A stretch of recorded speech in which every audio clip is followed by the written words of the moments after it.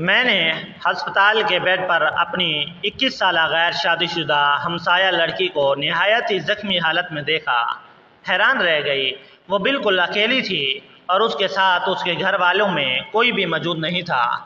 تھوڑی دیر بعد میں نے اس کے پاس ایک فیشنیبل انجان عورت کو نرس کی مٹھی میں پیسے دیتے ہوئے دیکھا۔ حیران رہ گئی، یہ کیا ماجرا ہے؟ جب مجھے حقیقت معلوم ہوئی تو میرے ہوش اڑ گئے۔ یہ کہانی حقیقت پر مبنی ہے اور جن خاتون کی حقیقی زندگی سے تعلق رکھتی ہے میں انہی کی زبانی بیان کر رہی ہوں۔ ان دنوں میں یونیورسٹی کی اسٹوڈنٹ تھی۔ ہم 3 بہنیں اور ایک بھائی تھے۔ میرے ابو سرکاری ملازم تھے، ان کی تنخواہ اچھی تھی اور ہمارا گزر بسر اچھا ہو رہا تھا۔ میری چھوٹی بہن فروا میرے ساتھ یونیورسٹی جاتی تھی، لیکن وہ مجھ سے 1 سال جونیئر تھی۔ ہمیں یونیورسٹی سے چھٹیاں تھیں۔ ایک روز میری بہن نے مجھ سے کہا، میری دوست ہسپتال میں داخل ہے اور میں اس کی عیادت کو جا رہی ہوں، تم بھی میرے ساتھ چلو۔ یوں میں اور میری بہن اس کی بیمار سہیلی کی عیادت کو ہسپتال گئی۔ جب ہم واپس لوٹ رہی تھی تو وہاں ایک وارڈ میں ہم نے روزینہ کو ایک بیڈ پر موجود پایا۔ روزینہ کی حالت بہت بری تھی اور وہ بالکل اکیلی تھی، یعنی اس کے ساتھ اس کے گھر والوں میں سے کوئی بھی موجود نہیں تھا۔ بتاتی چلوں کہ روزینہ ہمارے ہمسایوں میں رہتی تھی اور تقریباً میری ہی ہم عمر تھی۔ روزینہ جیسی اچھی بھلی خوبصورت لڑکی کی یہ حالت دیکھ کر ہم حیران رہ گئیں۔ ہم اس کے پاس جانا چاہتے تھے مگر دریافت کیا کہ وہ یہاں کیسے ہے۔ نرس نے ہمیں اس کے پاس نہ جانے دیا، یہ ملاقات کا وقت نہیں ہے، ڈاکٹر راؤنڈ اپ پر آنے والے ہیں۔ خیر ہم دل میں کئی سوال لیے بوجھل دل کے ساتھ گھر آ گئے۔ گھر آ کر ہم نے امی کو بتایا کہ پڑوسی قدو صاحب کی بھانجی ہسپتال میں داخل ہے۔ اس کی حالت کافی بری تھی مگر کوئی اس کے پاس نہیں ہے۔ قدو صاحب کی بیگم کو بھی ہسپتال جاتے وقت ہم نے اپنے بچے کو ٹیوشن چھوڑتے جاتے دیکھا تھا۔ امی بھی کچھ حیرت زدہ ہوئیں اور کہنے لگی کہ میں کل ہسپتال اس کا پتہ کرنے جاؤں گی۔ یوں اگلے روز میں اور امی اسے دیکھنے ہسپتال گئیں۔ روزینہ ایک یتیم اور مسکین لڑکی تھی جس کے والدین ایک حادثے میں وفات پا چکے تھے اور وہ اپنے چھوٹے بھائی کے ساتھ ماموں مامی کے پاس رہتی تھی۔ ہمیں چونکہ اس کی حالت سے واقف تھے، جب میں اور امی وارڈ میں گئے تو ہم نے دیکھا کہ وہ زخمی تھی۔ اس کے جسم کے مختلف حصوں پر پٹیاں بندھی تھیں جن پر ابھی بھی خون کے بڑے بڑے دھبے تھے اور اس کے چہرے پر روحانی کرب سے تکلیف کے آثار بہت نمایاں تھے۔ اس کا رنگ زرد پڑ چکا تھا اور آنکھوں کے گرد گہرے سیاہ حلقے اور اس کے حسن کو ماند کر رہے تھے اور بے بسی سے یوں ادھر ادھر دیکھتی تھی جیسے مریضوں سے ملنے آنے والے لوگوں سے، ہسپتال والوں سے، حتیٰ کہ در و دیوار سے کچھ کہنا چاہتی ہو مگر جیسے کسی خوف نے اس کی زبان بند کر رکھی تھی۔ اس کی آنکھوں کے ڈھیلے بے چینی سے متحرک تھے۔ ہم نے اس سے اس کی حالت کے بارے میں پوچھا، وہ کچھ بھی نہ بتا پائی۔ ابھی میں اس مدھم آنکھوں والی لڑکی کے دکھوں کے بارے میں سوچ رہی تھی کہ اس کی مامی وہاں آ گئی۔ ہمیں وہاں پا کر انہوں نے خوش دلی سے بات کی۔ ویسے بھی وہ کافی خوش اخلاق قسم کی عورت تھی۔ میں نے ان سے پوچھا، کیا ہوا ہے روزینہ کو؟ کہنے لگی، بیٹی ابھی میرے پاس وقت کم ہے، ڈاکٹر نے مجھے کچھ دوائیاں لا کر دکھانے کو کہا ہے، کیونکہ ڈیوٹی کا وقت ختم ہونے والا ہے، کہیں وہ چلا ہی نہ جائے، پھر یہ کل پر پڑ جائے گا، میں تم لوگوں کو بعد میں بتاؤں گی، اور پھر وہاں سے چلی گئی۔ ہم کچھ دیر روزینہ کے پاس ٹھہر کر واپس آ گئے کیونکہ وہ ہمیں کچھ بھی نہ بتا پائی تھی۔ شاید کہ اس بیچاری سے بولنے کی طاقت نہ تھی یا پھر وہ خوف زدہ تھی۔ مجھے اب شدید تشویش ہو گئی تھی کہ آخر اس بے بس اور معصوم لڑکی کو کیا ہوا ہے، جبکہ اب تو وہ اپنے ماموں اور مامی کے بھی محتاج نہ رہی تھی۔ لیکن مجھے بھی اصل حال کون بتاتا؟ بے شک وہ رہتی اپنے ماموں مامی کے پاس تھی، وہ ان کے ساتھ اچھا سلوک کرتے تھے، لیکن وہ اپنے اور اپنے چھوٹے بھائی کے اخراجات برداشت کرنے کی خاطر ایک ادویات کمپنی میں بطور پیکنگ گرل ملازمت کرتی تھی۔ FA تک ہی وہ تعلیم حاصل کر پائی تھی اور اس کے بعد اس نے یہ ملازمت کر لی تھی۔ والدین کے انتقال کے بعد جب ان دونوں بچوں کا اس دنیا میں کوئی نہ رہا تو رشتے کے ماموں قدو صاحب نے، جو کہ ہمارے پڑوس میں رہتے تھے، ان بچوں کو اپنے گھر پناہ دی۔ یہ بچے ان کی بیوی کا گھریلو کام کاج میں ہاتھ بڑھاتے تھے، جس کے بدلے ماموں نے ان کو اسکول میں داخل کروا دیا گیا۔ جب روزینہ نے FA کر لیا، آگے پڑھائی کرنے کا خواب ترک کر دیا اور اپنے بھائی کا سہارا بننے کی ٹھانی۔ 3 سال ادویات کی کمپنی میں ملازمت کرنے کے بعد روزینہ کافی تھکن کا شکار رہنے لگی تھی، کیونکہ یہ کمپنی آبادی سے کافی دور تھی اور اسے روز 2 بسیں بدل کر وہاں جانا پڑتا تھا۔ وہ بیچاری FA پاس تھی تو تنخواہ تو کم ہی ملتی تھی اور ترقی بھی نہیں ہو سکتی تھی، لہٰذا اس نے اپنے ماموں سے مشورہ کیا کہ وہ یہ نوکری چھوڑنا چاہتی ہے، کیونکہ ایک تو کمپنی بہت دور ہے، کافی پیسے تو میرے کرایوں پر لگ جاتے ہیں، دوسرا میں اتنا سفر کر کے تھک جاتی ہوں۔ انہوں نے اس کو شہر کے کسی قریبی آفس میں ملازمت کی اجازت دے دی۔ اس نے اس کمپنی کا اشتہار اخبار میں پڑھا تھا اور پھر اگلے روز وہاں انٹرویو دینے چلی گئی۔ روزینہ چونکہ خوبصورت اور کم عمر معصوم سی لڑکی تھی، تنخواہ بھی اچھی تھی، اسے انٹرویو کے بعد رکھ لیا گیا، تنخواہ بھی اچھی تھی اور آفس زیادہ دور بھی نہیں تھا۔ وہ کچھ دن وہاں جاتی، لیکن اس کے ماموں نے پتہ نہ کیا کہ کس کمپنی میں اور کہاں اسے ملازمت ملی ہے۔ شروع میں وہ شام 5 بجے تک گھر آ جاتی، مگر پھر رات 8 بجے اور پھر 9 بجے تک آنے لگی۔ مامی کو کچھ تشویش ہوئی۔ آخر ایک روز انہوں نے اس سے پوچھ گچھ کی تو روزینہ نے بتایا کچھ دنوں سے اس کا باس اس کو اپنے کمرے میں بٹھا لیتا ہے، کیونکہ اس نے اس کو اپنی پرائیویٹ سیکرٹری کے طور پر منتخب کر لیا ہے اور تنخواہ میں بھی اضافہ کر دیا ہے۔ اب وہ اس کے فون اٹینڈ کرنے کی ڈیوٹی بجا لاتی ہیں، لہذا جب تک باس آفس میں رہتا ہے اس کو بھی وہاں موجود رہنا پڑتا ہے۔ وہ اسے اتنی جلدی چھٹی نہیں دیتا، یوں مجبوراً اسے دیر تک رکنا پڑتا ہے، یوں پھر گھر آتے آتے تاخیر ہو جاتی ہے۔ چونکہ اس کے باس نے اس کی تنخواہ زیادہ کر دی تھی، جو کہ عام کسی بھی جگہ پر ملازمت پر اس کے لیے حاصل کرنا مشکل تھا، اس لیے وہ اب یہ ملازمت چھوڑنا نہیں چاہتی۔ جب روزینہ کو پہلی تنخواہ ملی، اس نے آدھی تنخواہ خود اپنے پاس رکھی اور آدھی اپنے ماموں کے ہاتھ پر رکھ دی۔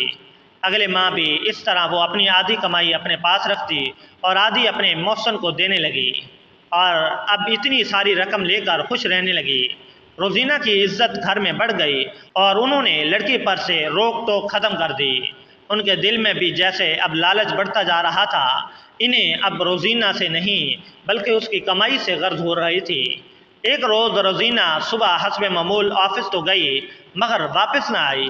اس کو غائب ہوئے 2 دن گزر گئے۔ ماموں مامی کو تشویش ہوئی اور اب اپنی غفلت کا احساس ہوا کہ جس بچی کو پناہ دی، اپنے گھر رکھا، پالا پوسا، اس سے اس قدر غافل ہو گئے کہ یہاں تک پتہ نہ کیا کہ کہاں جاتی ہے، کہاں اور کیسی ملازمت کرتی ہے۔ اب اس کے بارے میں کس سے پوچھتے اور کہاں ڈھونڈتے؟ وہ انہی خیالات میں تھے کہ تیسرے روز اس کے ماموں کو ایک نرس کا ہاسپٹل سے فون آیا کہ آپ کی عزیزہ یہاں ہسپتال میں داخل ہیں، فلاں وارڈ میں آ جائیے۔ ماموں اور مامی گئے تو وہ نرس جو روزینہ کے پاس تھی، اس نے بتایا کہ ایک عورت آئی تھی جس نے اپنا تعارف تک کروانا مناسب نہ سمجھا، صرف اتنا کہا تھا کہ اس کو یہ لڑکی زخمی حالت میں ملی تھی، اس کی ٹانگوں میں فریکچر تھا اور یہ سڑک کنارے پڑی تھی، یہ بے ہوش تھی، اس لیے میں اسے ہسپتال لے آئی ہوں۔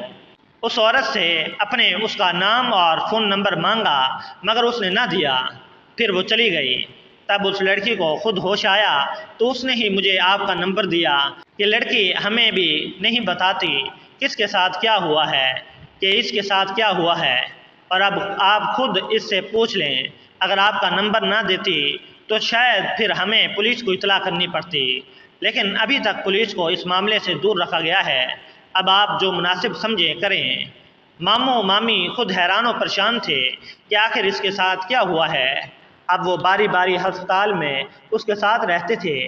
پتہ نہیں روزینہ نے ماموں کو بتایا یا نہیں، بہرحال جب وہ ٹھیک ہو گئی تو قدو صاحب اس کو ہسپتال سے گھر لے آئے۔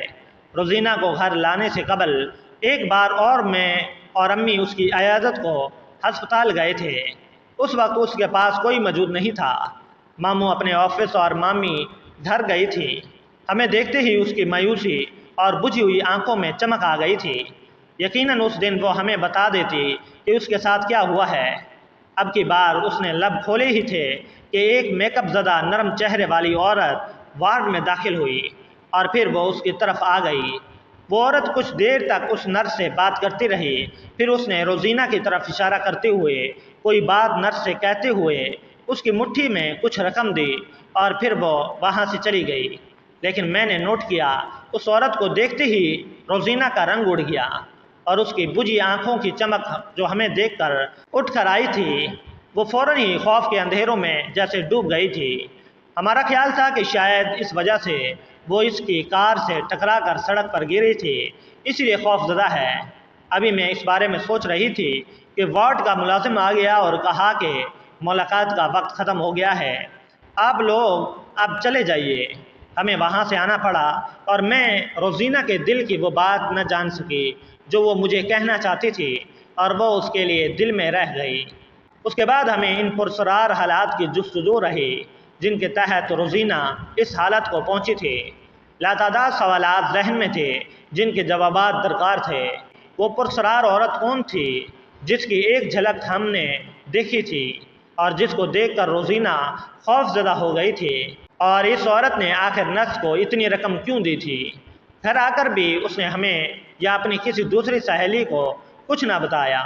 نہ جانے کیوں اس کی زبان گونگی ہو گئی تھی۔ اس کے ماموں مامی نے بھی ہر بات کو دل میں دبا لیا اور اس کے راز پر پردہ ڈال دیا۔ اس راز پر کہ اس لڑکی پر کیا گزری ہے، بس یہی کہتے تھے کہ ایک حادثہ ہو گیا تھا، شکر کرتے ہیں کہ یہ مل گئی اور آگے بھی اللہ اسے زندہ اور سلامت ہی رکھے۔ مزید بحث ہم کریں کہ بیٹیاں تو گھر کی عزت ہوتی ہیں، خدا ہر کسی کی بیٹی کی حفاظت کرے۔ ایک بار میرے والد صاحب نے قدو صاحب کو کھولنے کی کوشش کی تھی، کہا کہ اگر آپ نے کسی کے خلاف کارروائی کرنی ہے تو میں آپ کے ساتھ ہوں۔ انہوں نے جواب دیا، بھائی صاحب برائے مہربانی اس بات کو بھلا دیجئے، اسی میں ہماری بہتری ہے۔ اگر ہم نے بات کو ہوا دی تو یہ ہماری اور ہماری بھانجی کے حق میں اچھا نہیں ہوگا۔ آپ تو جانتے ہیں کہ ظلم کرنے والے ہمیشہ با اثر ہوتے ہیں اور ان کے ہاتھ لمبے ہوتے ہیں، جبکہ ہم سفید پوش لوگ ہیں۔ ہمارے لیے تو یہی بہت ہے کہ ہماری لڑکی ہمیں مل گئی اور ہم رسوائی سے بچ گئے۔ قدو صاحب کا یہ جواب سن کر والد صاحب خاموش رہ گئے۔ کچھ دنوں بعد ہی قدو صاحب جو برسوں سے ہمارے پڑوسی تھے اچانک گھر بیچ کر کہیں اور جا بسے، پھر ان سے ہمارا رابطہ نہ رہا۔ رفتہ رفتہ ہم بھی اپنی زندگی میں مصروف ہو گئے اور روزینہ کے قصے کو بھولنے لگے۔ ایک روز میری ایک پرانی کلاس فیلو مجھے صدر بازار میں ملی۔ وہ ایک گورنمنٹ اسکول میں ٹیچر تھی۔ سلام دعا کے بعد جب میں نے اس سے پوچھا کہ کدھر جا رہی ہو، اس نے بتایا کہ وہ ہسپتال سے اپنی کولیگ کی عیادت کے لیے آ رہی ہے۔ میں نے کہا اچھا۔ اس وقت تو چونکہ ہم دونوں جلدی میں تھے، میں نے اسے کہا کہ کسی وقت میرے گھر آنا، پھر باتیں کریں گے۔ میں نے اس کو اپنا فون نمبر دیا اور گھر کا پتہ لکھ دیا۔ بہت دن گزر گئے مگر اس کا فون نہ آیا۔ ایک روز ہمارا گھر ڈھونڈتی اچانک ہمارے گھر آئی۔ ہم مدت بعد ملے تھے، لہذا دونوں بہت خوش ہوئیں۔ واقعی کسی پرانی دوست کے ملنے سے ایک انوکھی سی خوشی دل کو ملتی ہے۔ میری بہن فروا چائے بنا کر لے آئی۔ میں اور رابعہ سکون سے بیٹھ کر باتیں کرنے لگی، گزرے دنوں کی یادیں تازہ کرنے لگی۔ باتوں باتوں میں نے اس سے پوچھا کہ تم نے ہمارے گھر آنے میں اتنی دیر کیوں کر دی؟ میں تو بہت دنوں سے تمہارا انتظار میں تھی۔ اس نے بتایا کہ اصل میں ہماری پڑوس میں کچھ عرصہ قبل نئے لوگ آئے تھے، ان کی لڑکی سے میری کافی دوستی ہو گئی۔ وہ کافی خوبصورت اور اچھی لڑکی تھی، مگر افسوس اب اس کی وفات ہو گئی ہے۔ اس کی وفات پر میں کافی دنوں تک اداس رہی، اسی وجہ سے جلد تم سے نہ مل سکی۔ اس نے لڑکی کا نام روزینہ لیا تو میرے کان کھڑے ہو گئے۔ میں نے پوچھا کیا وہ قدو صاحب کی بھانجی تو نہیں جس کا تم نے ذکر کیا ہے؟ وہ بولی ہاں قدو صاحب ہی ہیں ان کا نام، مگر تم اس کو کیسے جانتی ہو؟ میں نے بتایا کہ وہ لوگ پہلے ہمارے پڑوس میں رہتے تھے مگر پھر مکان فروخت کر کے چلے گئے۔ روزینہ سے میری کافی دوستی تھی۔ میں نے تجسس سے پوچھا کیا ہوا تھا اسے؟ پہلے بھی ایک بار وہ ہسپتال میں داخل ہوئی تھی مگر ہمیں نہیں پتہ تھا کہ اس کے ساتھ کیا ہوا ہے۔ کہنے لگی پہلے کا واقعہ اس نے مجھے بتایا تھا کیونکہ وہ میرے پاس اکثر آیا کرتی تھی۔ میری اور ان کی ایک دیوار تھی، میں بھی کبھی کبھار اس کے پاس چلی جایا کرتی تھی۔ پہلے والا واقعہ یہ ہوا تھا کہ بہتر ملازمت کی تلاش میں وہ ایک پرائیویٹ کمپنی کی بزنس آفس میں ملازمت تھی۔ دراصل وہ باس کو پسند آ گئی تھی۔ تبھی تنخواہ اتنی زیادہ آفر کی گئی۔ وہ خوش ہو گئی اور لالچ میں اس نے کچھ بھی نہ سوچا اور فوراً ملازمت قبول کر لی۔ لیکن اس کے باس کی اس پر نیت اچھی نہیں تھی۔ آفس ٹائم کے بعد بھی وہ اس کو اپنے کمرے میں بٹھائے رکھتا اور وہ بے وقوف نہ تجربہ کار اپنے باس کو خوش کرنے کی خاطر اس کا دیا ہوا کام کرتی رہی اور زیادہ تنخواہ کی امید رکھتی۔ ایک روز جب وہاں آفس میں سب کو چھٹی ہو گئی اور صرف باس باقی رہ گیا، کیونکہ عملے کے تقریباً تمام لوگ چلے گئے تھے، باس نے آفس سے کسی کو فون کیا اور کچھ دیر میں وہ لوگ آ گئے۔ باس نے روزینہ کو بتایا کہ وہ ان لوگوں کے ساتھ کہیں میٹنگ پر جا رہا ہے، لہٰذا اس نے روزینہ کو بھی ساتھ آنے کو کہا اور کار میں یہ کہہ کر بٹھا لیا، تمہیں بھی تمہارے گھر ڈراپ کر دوں گا کیونکہ اب کافی دیر ہو گئی ہے، تم اکیلی کہاں جاؤ گی؟ لیکن وہ سب لوگ اسے کہیں اور لے گئے۔ 2 دن تک وہ 4 لوگ اس کی عزت کو اپنے قدموں تلے رونتے رہے۔ آخر تیسرے روز کسی طرح اس کو وہاں سے بھاگنے کا موقع مل گیا، تاہم باس کے آدمیوں نے اس کا تعاقب کیا تاکہ اس کو پکڑ لیں، لیکن اسی وقت سڑک کے بیچ ایک کار کی ٹکر سے وہ گر کر زخمی ہو گئی۔ کار میں وہ ایک مرد اور عورت سوار تھے۔ وہ کار سے نکلے تو تعاقب کرنے والے ان کو دیکھ کر بھاگ گئے۔ وہ لوگ زخمی لڑکی کو ہاسپٹل لے آئے مگر وہ خود کو اس معاملے میں ملوث نہیں کرنا چاہتے تھے۔ چند دن بعد ان میاں بیوی کے بیرون ملک کی فلائٹ تھی۔ وہ روزینہ کو ہسپتال پہنچا کر گم ہو گئے کہ کہیں پھنس نہ جائیں، اور پھر ہوش آنے پر روزینہ نے نرس سے اپنے ماموں کو فون کرایا، اس طرح وہ بیچاری گھر لوٹ سکیں۔ تاہم 2 دن تک ان پر بے رحم عیاش لوگوں نے کیا ظلم نہیں ڈھایا تھا، اس بارے میں اس نے اپنی مامی کے سوا کسی کو نہ بتایا، اور پھر انہوں نے اپنی عزت کی خاطر چپ سادھ لی۔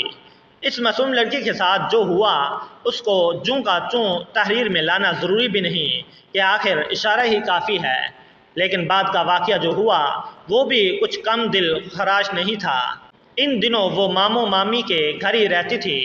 رابعہ نے بتایا کہ ایک روز اس نے مجھ سے کہا، میں بے روزگار سے تنگ آ گئی ہوں، ماموں مامی کا سلوک بھی اب میرے ساتھ پہلے جیسا نہیں رہا، ٹیچر لگوا دو جہاں تم بھی پڑھاتی ہو، میں 4 پیسے کما لوں گی تو اپنے بھائی کی تعلیمی اخراجات پورے کر سکوں گی۔ میں نے اپنی ہیڈ ماسٹر سے بات کی، انہوں نے کہا کہ ایک ایف اے پاس کو ہیلپر بھی کیسے رکھوں، یہاں تو بی اے ایم اے پاس ملازمت کے لیے منتیں کر رہی ہیں۔ بہرحال میری حالات بتانے پر انہوں نے اسے چھوٹی کلاس کو پڑھانے کے لیے ایک ٹیچر کے ساتھ ہیلپر رکھ دیا۔ کچھ دنوں بعد پھر یہ واقعہ پیش آ گیا کہ ہم حیرت میں ڈوب گئے۔ پتہ چلا کہ اس کی مامی میکے گئی ہوئی تھی، وہ گھر میں اکیلی تھی اور کچن میں کھانا بنا رہی تھی۔ اس کے دوپٹے میں آگ لگ گئی اور پھر وہ جل گئی۔ میری نگاہوں میں اس کا کرب زدہ چہرہ گھوم گیا جو میں ہسپتال کے بستر پر پہلے دیکھا تھا۔ رابعہ نے بتایا کہ پولیس آئی تھی، لیکن قدو صاحب نے بھانجی کی لاش پولیس سے حاصل کرتے ہی اس کو اسی شب دفن کر دیا تھا۔ ہم بھی ان کے گھر گئے تھے، لیکن اس کی مامی نے بس اتنا بتایا، میں اور بچے میکے گئے ہوئے تھے، گھر میں صرف ماموں اور بھانجی تھے۔ جب اسے آگ لگی میرے شوہر دوڑ کر گئے اور آگ بجھانے کی بہت کوشش کی، مگر کوشش کے باوجود وہ روزینہ کو نہ بچا سکے۔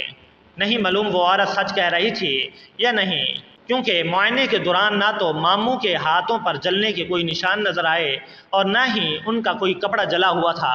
پولیس افسر کو بنیادی طور پر قدو صاحب کا بیان ضرور مشکوک معلوم ہوا، لیکن کوئی ثبوت نہ ہونے پر اس نے شبہ کو پس پش ڈال دیا۔ تاہم پڑوسیوں کا رویہ عجیب رہا۔ ان میں سے کوئی بھی قدو صاحب کے گھر ان کی بھانجی کی تعزیت کو نہ گیا۔ نہ جانے یہ قریبی پڑوسی کس قسم کے شک و شبہات میں گرفتار تھے۔ رابعہ کا کہنا تھا کہ ہم سب سوچتے تھے کہ روزینہ کو جب آگ لگی نہ جانے اس نے آواز کیوں نہیں نکالی، کسی نے اس کی کوئی ہلکی سی چیخ بھی نہیں سنی۔ البتہ مرنے سے چند گھنٹے قبل میرا چھوٹا بھائی قدو صاحب کے گھر کچھ دینے کو گیا تھا۔ اس نے بتایا ان کے گھر کے اندر سے روزینہ کے بلک بلک کر رونے کی آوازیں آ رہی تھی۔ وہ تبھی بغیر دروازے بجائے ہی گھر لوٹ کر آ گیا۔ اس نے امی کو بتایا مگر ابو نے امی کو اس وقت ان کے گھر نہ جانے دیا کہ ان کے گھر کے معاملات میں بھلا ہمیں ٹانگ اڑانے کی کیا ضرورت ہے۔ کاش میرے ابو امی کو اس وقت ان کے گھر جانے دیتے۔ ممکن ہے جب اس کو آگ لگی ہو وہ اس وقت اکیلی ہو اور اس کے ماموں بعد میں آئے ہوں۔ وہ کہنے لگی کاش میری امی اس غریب کا آخری دکھ تو سن لیتی۔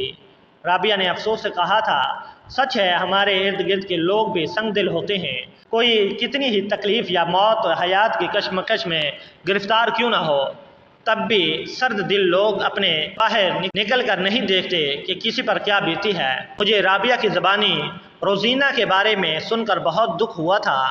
روزینہ کی دردناک موت نے مجھے رونے پر مجبور کر دیا۔ میں اب بھی ان کے گھر نہ جا سکی کیونکہ رابعہ نے بتایا تھا وہ لوگ اب ہمارے پڑوس سے بھی گھر تبدیل کر کے کہیں اور جا بسے ہیں، کیونکہ پڑوسیوں کے منہ پر طرح طرح کی باتیں بھی ابھی تک تھیں۔ کوئی کہتا کہ یہ ان کی سگی بھانجی نہ تھی اس لیے اس کے ساتھ اچھا سلوک نہیں کرتے تھے، کوئی کہتا تھا کہ دکھی لڑکی نے مایوسی کے عالم میں خود سوزی کر لی تھی، اور کوئی پڑوسن کہتی تھی کہ وہ خود سے نہیں جلی، وہ مار دی گئی تھی، اور بعد میں ان لوگوں نے اس کو جلا دیا اور پولیس کو بیان دے دیا کہ اتفاق سے جل گئی۔ اگر اتفاق سے جلی ہوتی تو چیخ و پکار کرتے، اس کی آواز تو کسی نے نہیں سنی تھی۔ اللہ عالم انسان جب بدگمانی پر آتے ہیں تو وہ فرشتوں کو بھی نہیں بخشتے۔ قدو صاحب تو پھر انسان تھے۔